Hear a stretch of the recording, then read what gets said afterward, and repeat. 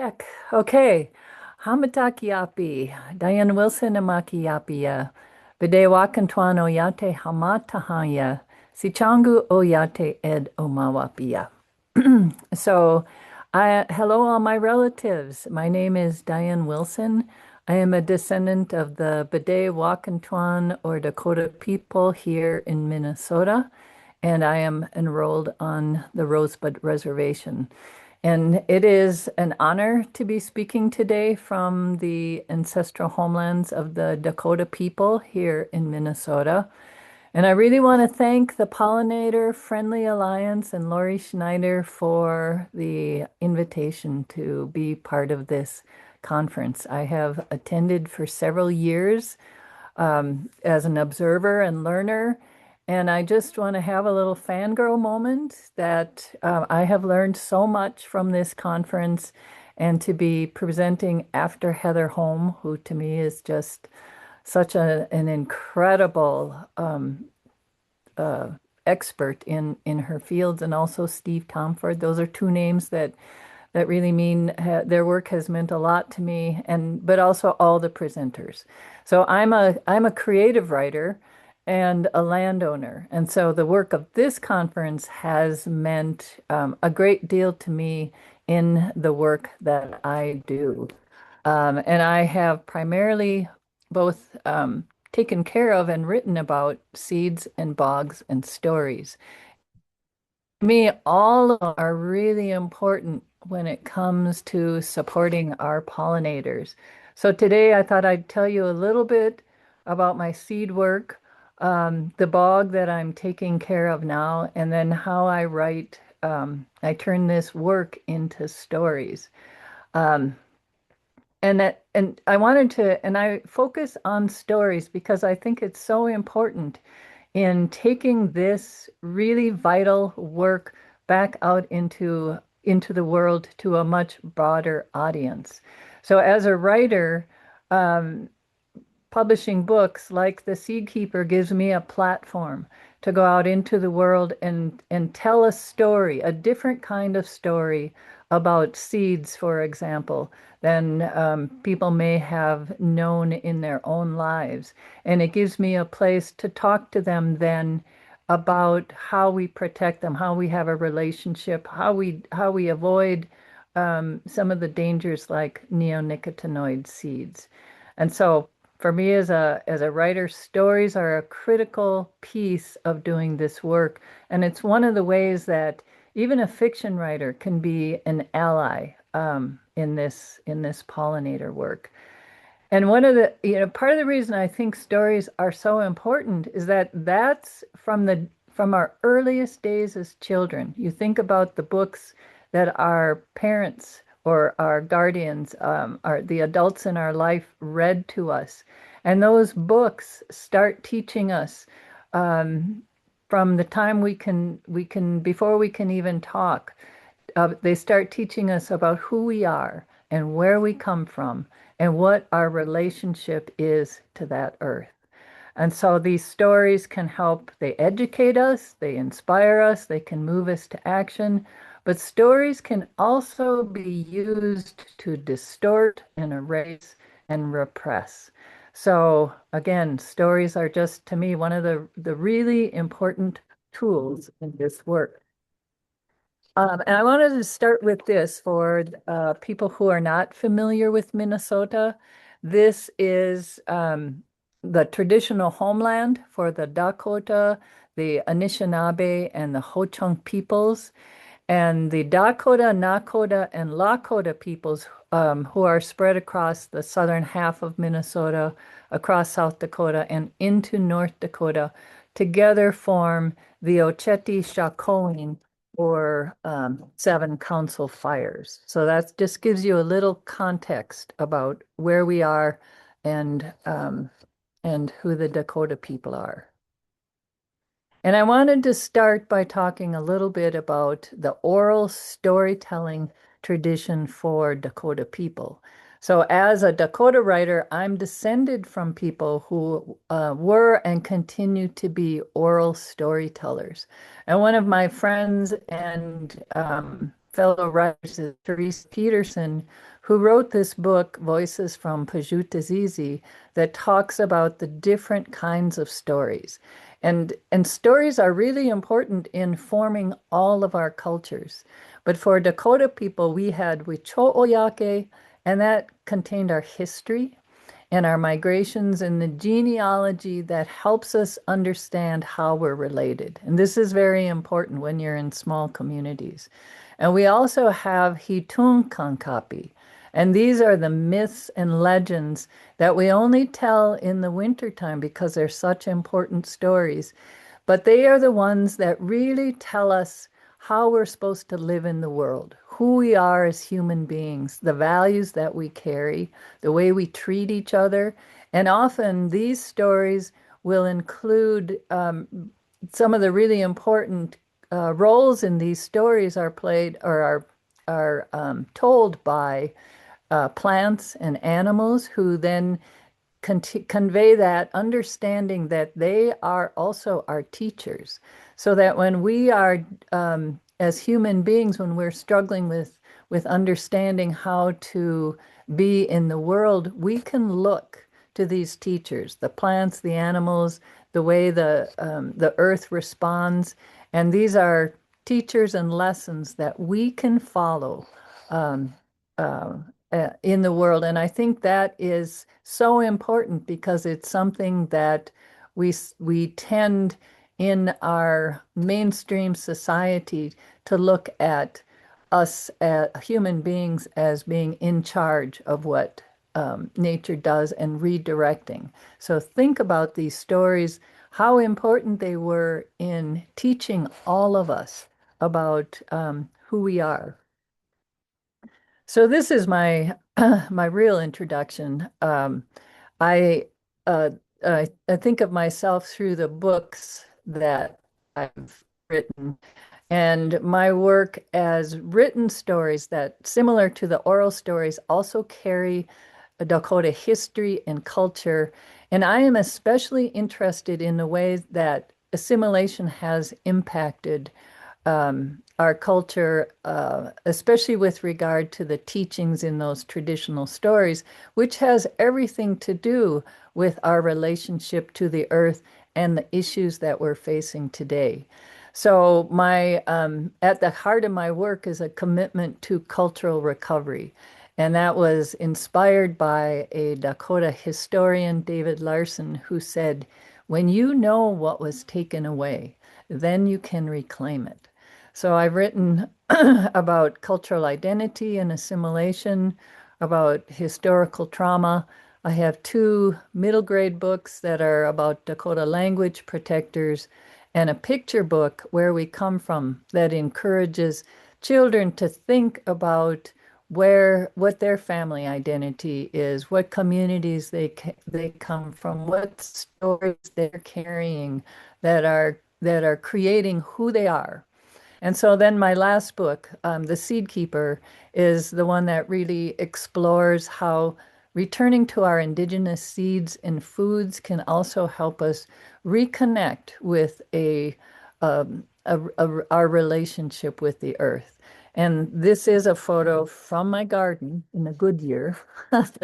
And that was the Dakota corn that I was growing that I actually talk about quite a bit in that book. And so let's see. Oops, I lost my place. So before any of these books were published, my husband and I were living in the city, and we moved out to 10 acres along the St. Croix River Valley. And to us, this was just paradise. This, this lush green wilderness. We had tons of wildlife. As you can see, we'd have bears come and visit the bird seeders on our porch, which maybe isn't the best place for bird feeders, we found out, but a lot of deer and fox and coyotes and birds and really just such a wonderful place to move out to, so quiet. And it also had or has a 6 acre tamarack bog. And at the house we were living in St. Paul, there was a single tamarack tree in the backyard, and which is an unusual place to find a tamarack tree. They usually are in northwest Minnesota. Where I live is kind of the southern border for more the concentration of tamaracks.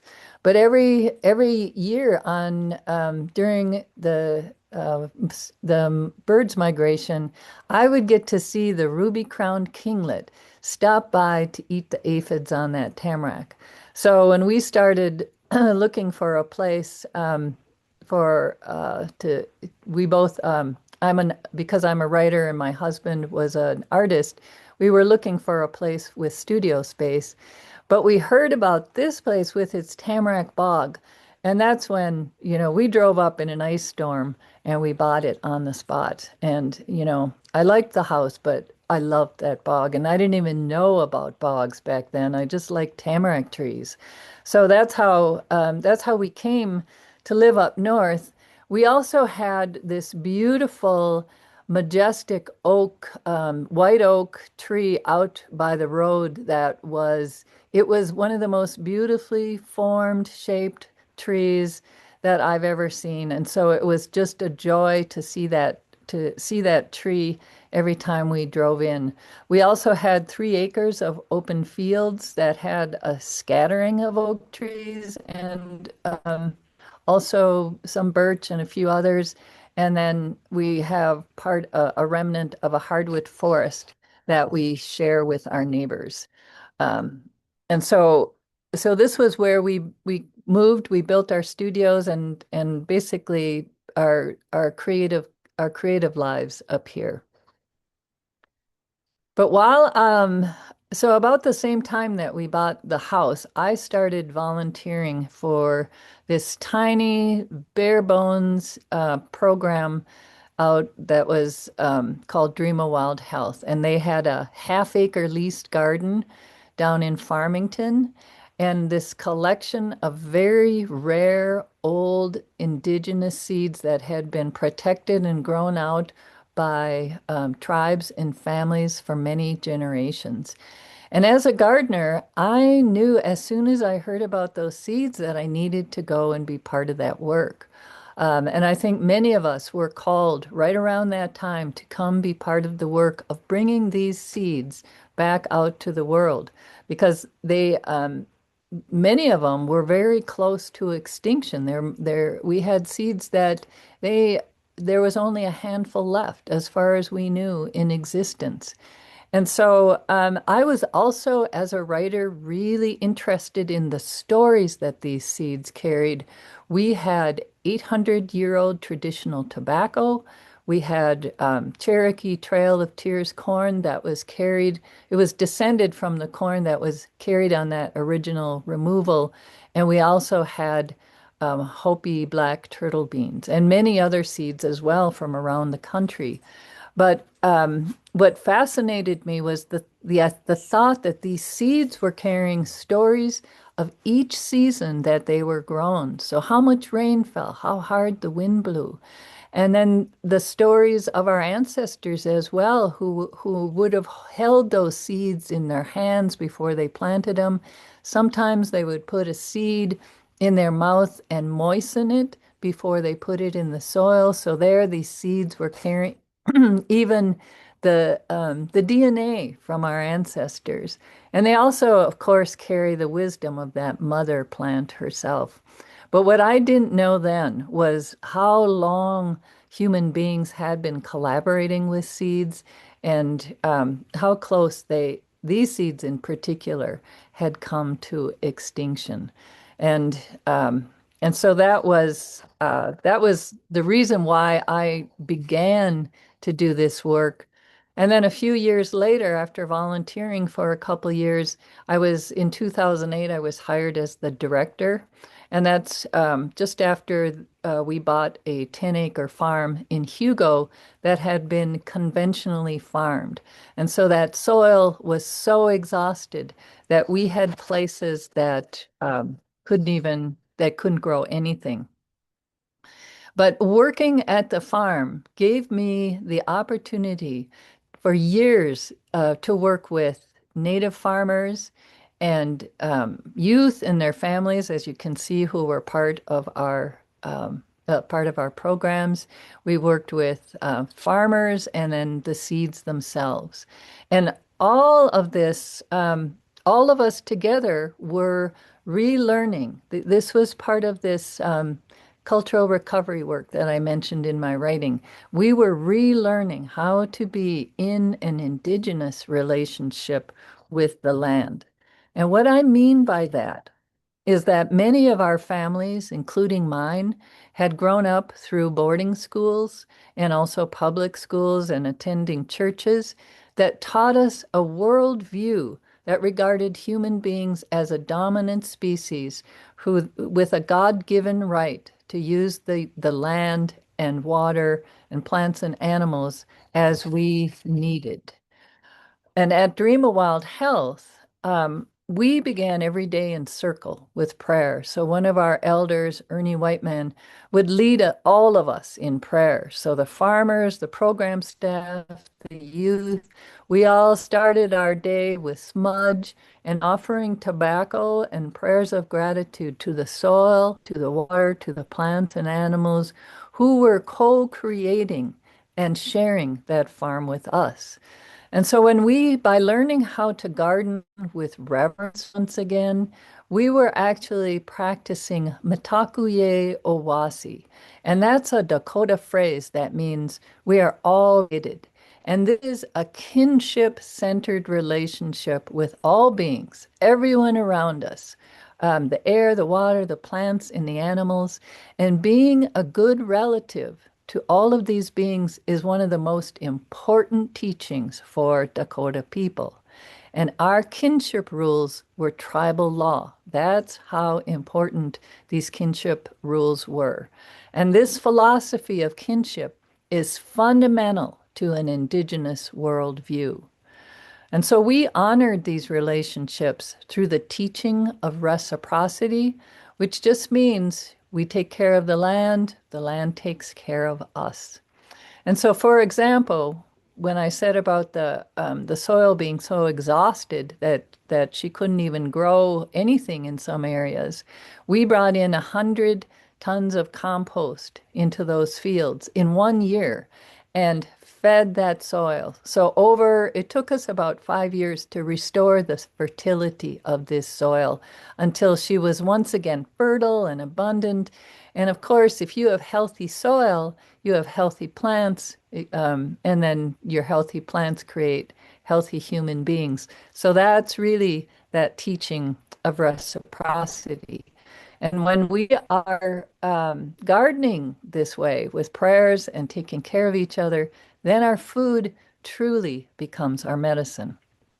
But at the same time, with these seeds, if for those of you who know Minnesota as a corn state, here we were, this little 10-acre garden, growing these seeds that were so close to extinction, and we were surrounded by GMO farms.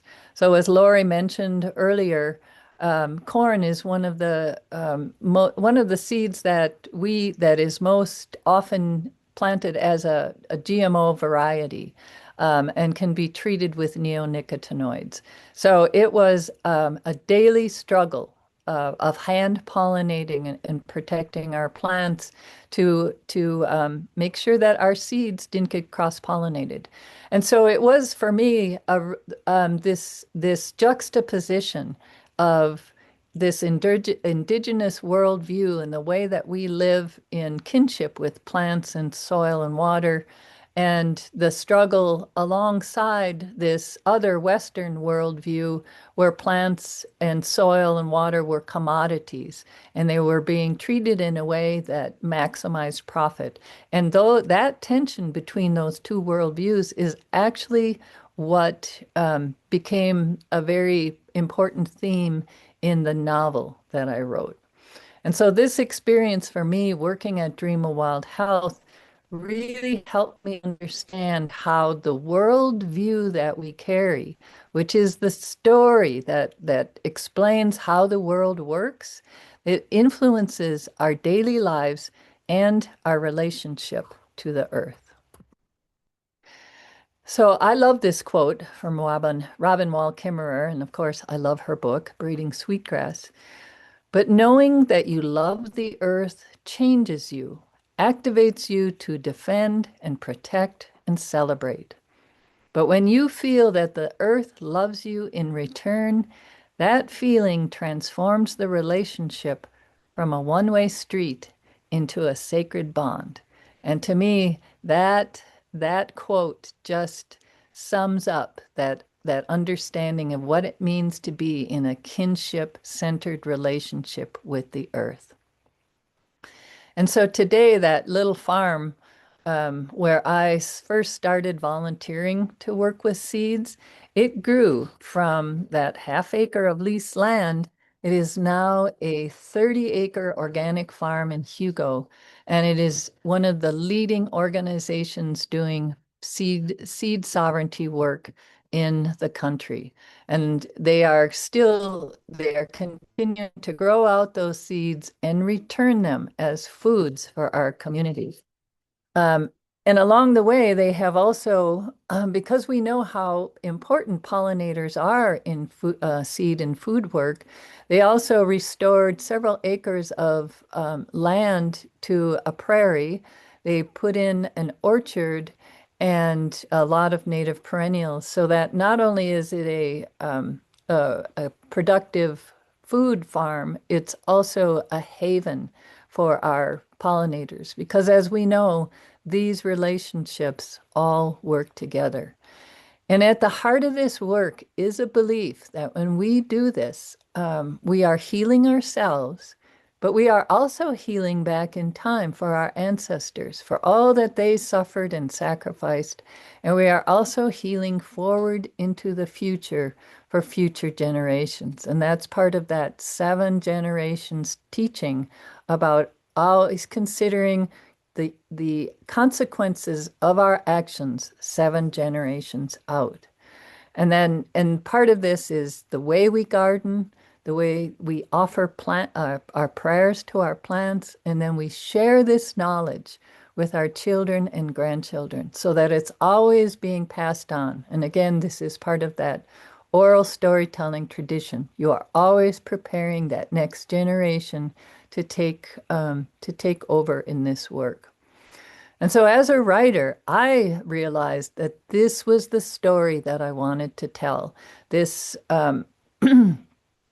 how we had reclaimed our indigenous seeds and foods, and that spiritually centered relationship with the earth that has allowed Native people to survive for and thrive for thousands of years. Over many generations, indigenous peoples of the Americas have developed 3/5 of the world's foods using these practices.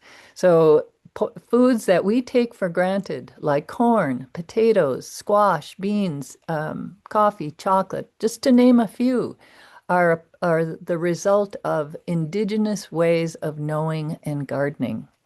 They also accumulated a vast knowledge of medicinal plant properties that have become the basis for many of our modern medicines. And they accomplished this by living in balance and reciprocity so that all of our relatives can thrive. So this is one of my favorite books, and I talk about it everywhere I go, because it was a book that just changed. It helped me understand the worldview, how important worldview is. And it was written by Tewa educator Greg Kahete, who wrote that living in balance with the natural laws of a place is sacred science. So it's that understanding of all that data, but plus that spiritual relationship. And that is knowing, remembering, practicing, and implementing those place-based natural laws, which consist of practical knowledge for survival, like knowing where to find water, knowing where to find food, as well as reverence for the land, water, and our more than human relatives. So our ancestral memories and stories tell us that human beings once had an original agreement with our seeds where we agreed to take care of each other. And seeds have collaborated with human beings for thousands of years. Some say that corn goes all the way back to nine or 10,000 years ago as maize and teosinte. And in many tribes, women were responsible for protecting their family seed bundle. And those are the seeds that each family grows and harvests and then preserves each year and relies on as their food. And these seed bundles are often passed then from mother to daughter. But when tribes were moved onto reservations in the 1800s, our indigenous seeds and gardens were replaced with that agriculture system that we're all familiar with today that relies on growing limited crops, chemical fertilizers and pesticides, and genetically modified seeds. 160 years ago, the United States did not even have a commercial seed industry because everybody saved their seeds. But today we have companies like Monsanto and Bayer who control what has become the world's largest commercial seed industry. And this promotes a genetic manifest destiny throughout the world. And by 2015, if any of you have seen that movie, the Untold Story of Seeds, where they tell us that by 2015, 94% of the world's seed varieties had disappeared. And in this new agriculture system, no longer were our seeds and plants and animals and water regarded as relatives to be cared for as we have been instructed by our oral stories for thousands of years. So this is that profound cultural shift that has been made through the change in relationship with our seeds and our plants. How our communities eat and how our food is grown is central to all of our cultures, as well as intimately connected to the environmental issues we face. So the food choices we make create the world we live in, and of course, have everything to do with our pollinators. So when Arapaho elder Ernie Whiteman, who worked at Dream of Wild Health with me, when he told me, if you can control the food, you can control the people, that's when I realized I could tell the story of Dakota people through the story of what happened to our food. And that's when I started writing The Seed Keeper. And so for me as a writer, writing this book was a way of giving back to all the people that I had worked with along the way who had shared so much of their knowledge with me. But it was also a way of making sure that this story of how we had traditionally taken care of our seeds and foods and the way that it has changed over generations, I wanted that story to go out into a broader audience. So this is part of that platform that I was talking about. What I had learned at Dream of Wild Health, I needed a way to share with a much broader audience. And I wanted to also make sure that that story was preserved for future generations, since this is one of the ways that we now pass on these stories. But the book was, for me, we have so many challenges these days, and our headlines are so often filled with really dire news that I wanted the book to also celebrate the beauty and joy of these seeds. And when we reclaim a spiritually centered with the earth, just what a wonderful relationship this is for us to reclaim as human beings. So it's important for me to use stories to help people remember what it is we love and that what we love what we know. And so by learning these stories again in this book, then my hope is that we protect what we love rather than live in fear for the future. Uh, and as I was writing this novel, I thought a lot about how our ancestors had protected these seeds at all cost, sometimes at the cost of their community's survival, because they knew that the seeds are our future, just like our children.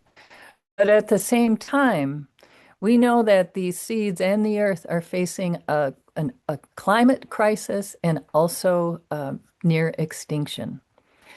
But what I believe is that when we look beyond the headlines, that what we see instead is that we are experiencing a crisis of relationship, that this community of care that we used to uphold through Mitakuye Owasi, we are all related, has been dismantled in favor of practices that really look at profit and efficiency instead.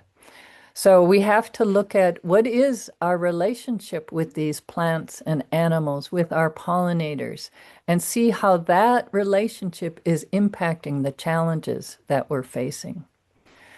But when we open up again to relationship with these beings, then we are also opening our hearts to grief because we have lost so many exquisitely beautiful, tender lives, and they have been sacrificed for our conscience.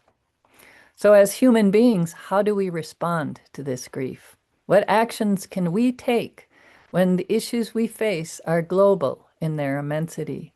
And how can one person make a difference? So, these are the questions that I struggle with each day.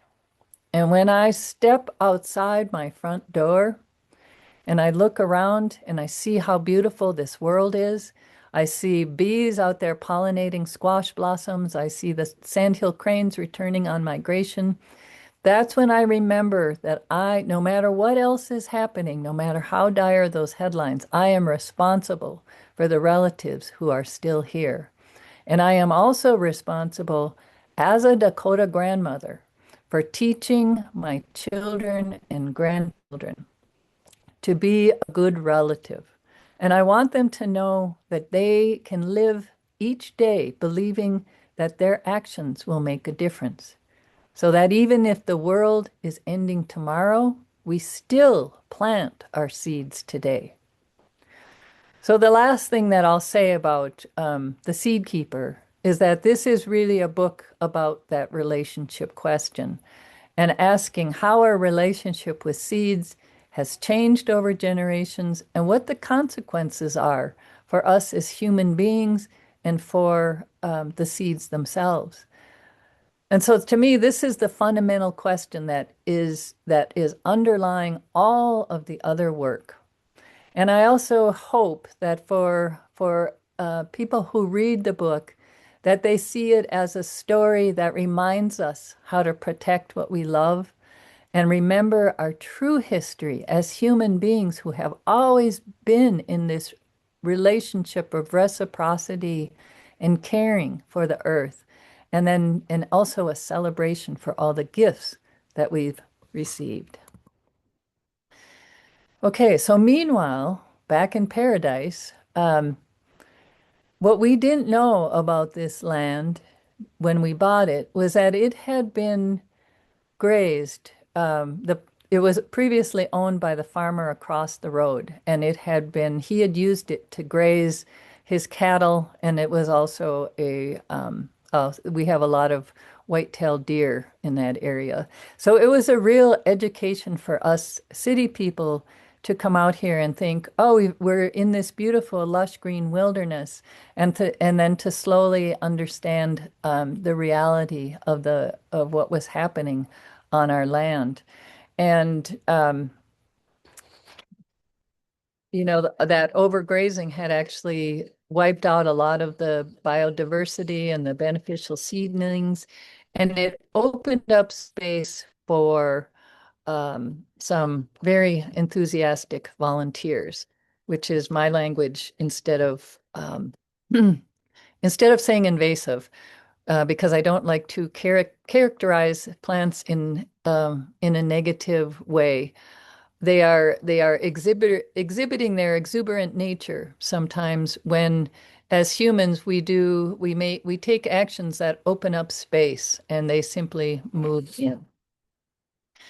And so what had happened to our land in reality was that the 3 acres of open fields had slowly become covered by prickly ash. And prickly ash is a native plant, and it's actually it's a medicinal plant. So it was used for the numbing properties. Cooks also like to use the seeds for their spicy flavor, and it's also a larval host plant for the eastern giant swallowtail. So it has all these good beneficial properties. It's also, I found, a really formidable barrier to buckthorn. That when you have prickly ash dominating a hill, for example, it buckthorn can't get past it. So that's something. But at the same time, I it had overtaken several of our fields.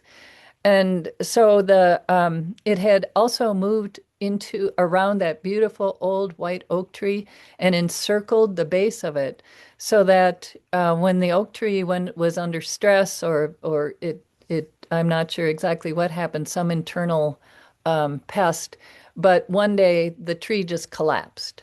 And so I looked at that prickly ash as having added to the stress of that oak tree.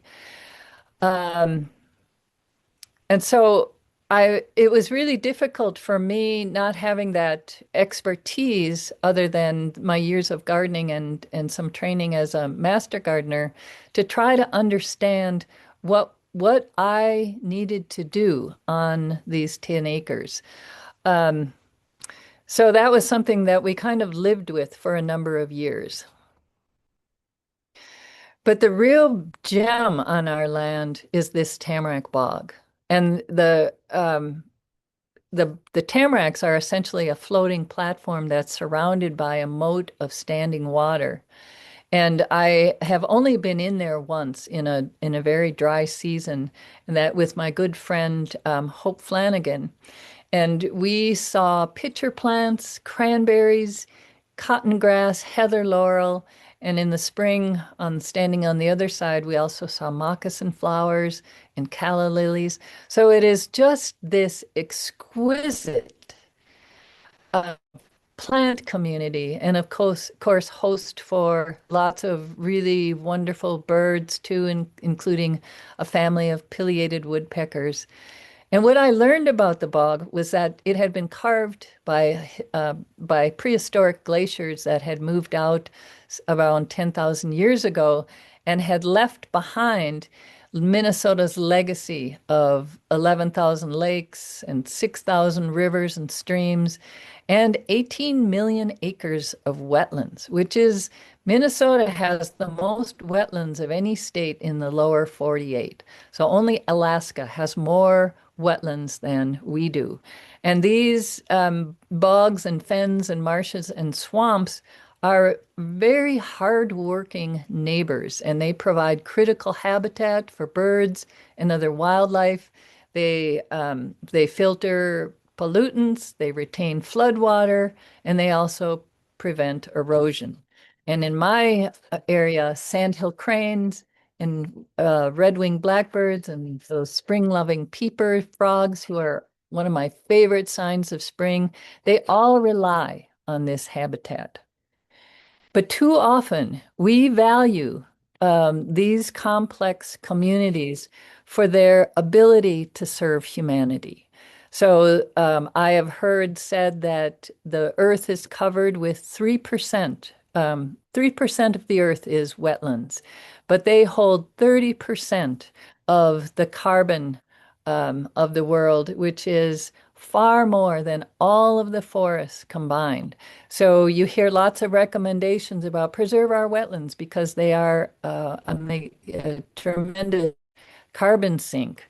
And while this is true, this is very true, again, defining the significance of a bog as a carbon sink misses the essential beauty of this, of her existence, but most importantly, her right to live as an autonomous community and those deeper underlying principles of reciprocity and natural succession and what it means to be a relative to this bog and to and treat her with respect to what she needs, not just what the ways that she can serve humanity.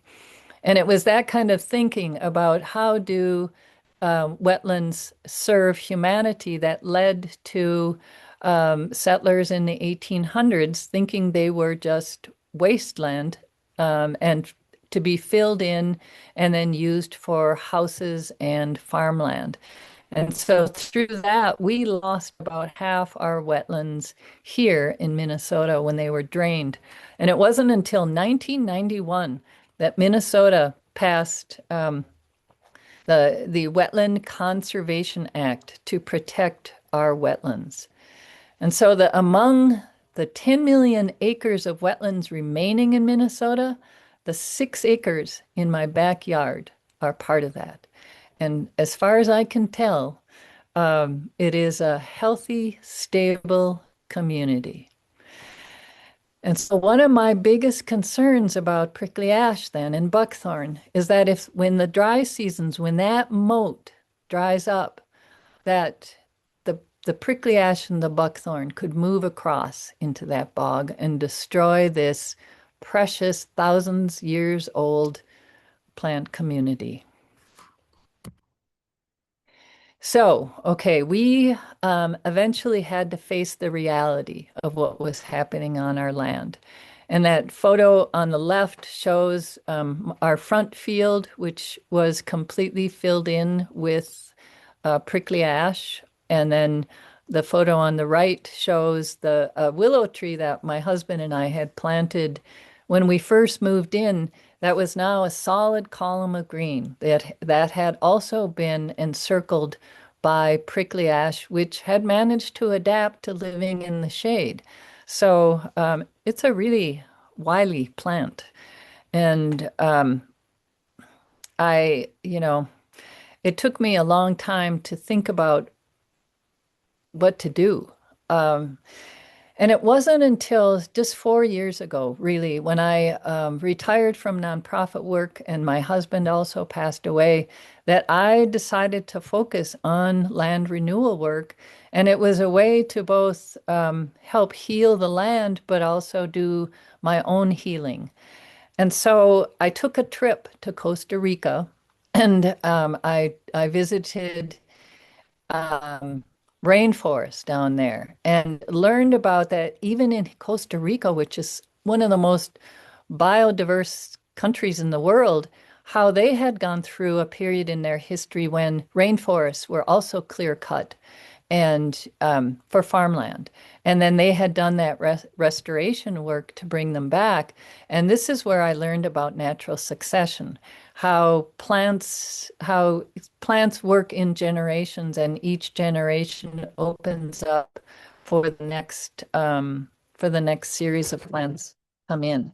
So after I got home, I wrestled with that idea of natural succession as a practical framework for restoring the health of my land.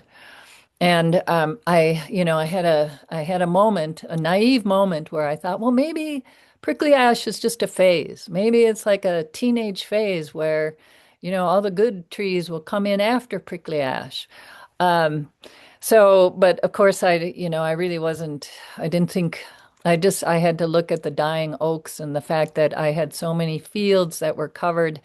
And I began to see how that succession process was not going to build toward a healthy, balanced system ever. And that prickly ash and buckthorn were creating an inhospitable environment for successive trees. And if I didn't do something, I could see a future in which this land would be reduced to just a few homogeneous species. And this is something that I learned about from one of the earlier best practices for pollinators conferences. So thank you again to all you presenters. And at that same conference, I heard an ecologist, Steve Tomford, who is presenting next, who said, with regard to a declining forest overrun by colonizing plants, that system collapse is a narrative. Now, I'm a writer. This is a concept I could embrace. Yes, a narrative. So to me, that meant recovering land also means recovering her story. And this is a narrative that includes us humans as collaborators. And so that was the story that I needed to find on my own land, a story of history and loss, but also of recovery. And when I mentioned my questions about how to protect the tamarack bog to my Lakota friend, Juanita Espinoza, she said, take some of that tobacco that you've been growing and offer it to the bog and ask her what she needs. And Juanita was reminding me to pay attention to the sacred, to that spiritual relationship that needs to be foundational to this work. Praying and offering tobacco are practices that honor the sacredness of all life, and they acknowledge reciprocity as essential to our caring relationship with the earth. So, what I learned and what I did next then was take my prayers and my tobacco not only to the bug, put them out to prickly ash. I thanked her for her work in protecting my land, for offering a place for birds to nest, for taking care of butterflies, for offering her medicines. And I explained that we needed to reestablish balance on this land and that the removal was part of love for that land. And so that's how the work for me began. And so then for the next few years, for the past 2 years, I have worked with anyone who will show up with their lopper. And that meant friends, my grandson, my nephew, these two young farmers from Dream Wild Health who I nabbed right at the end of their season. And we have lopped most of the prickly ash on these 3 acres and turned them into huge compost piles. And on the right, you see the weeping willow tree, what she looks like now. So all that prickly ash, this is in the fall. So that prickly ash has been removed, and you could just feel that tree start to breathe again. You could feel the land start to breathe without all that prickly ash just choking and diverting all the water and the nutrients. So I have found that through this process has had the I might not be able to do much about the overall big picture of climate change. I can't do much to slow down those melting glaciers. But in doing this change, taking care of the 10 acres where I live, my own backyard, this has made it possible for me to feel like I am making positive change in the world. And an important part of doing this work has been creating a new community of bog-loving friends who I now celebrate International Bog Day, which is the fourth Sunday of in July, in case any of you didn't know that. And every year we celebrate the bog. We have a feast, and then everyone brings gifts. So it could be a poem or a song or a story or music, and we just celebrate the gift. And we offer our prayers and our tobacco, and we give our thanks. My personal bog quest, has also taken me to Ireland and Sweden, and creating new collaborations with artists and writers who also are bog geeks, obsessed with our wetlands. And then all of these stories are now will be part of my new book, which is a work in progress memoir, and it's titled Mapping My Way Home, a story of love, loss, and a bog. And I have one last thought about stories, and this is a quote from Aldo Leopold, um, who once wrote, "We abuse land because we see it as a community belonging to us. And when we see land as a community to which we belong, we may begin to use it with love and respect." And so this is the bog in the fall. Just the most beautiful, as she's starting to turn gold. And so as Terry Tempest Williams once wrote, "I pray to the birds because they remind me of what I love rather than what I fear." To her words, I would add, "I pray to the land because she reminds me of who I am and the people I come from, rather than what I have lost." And as I begin to learn the language of this place where I live, I feel that slow rising of hope that comes when we care for each other, all of us. And with that, I will close. And thank you all for listening to my Seed and Bog stories.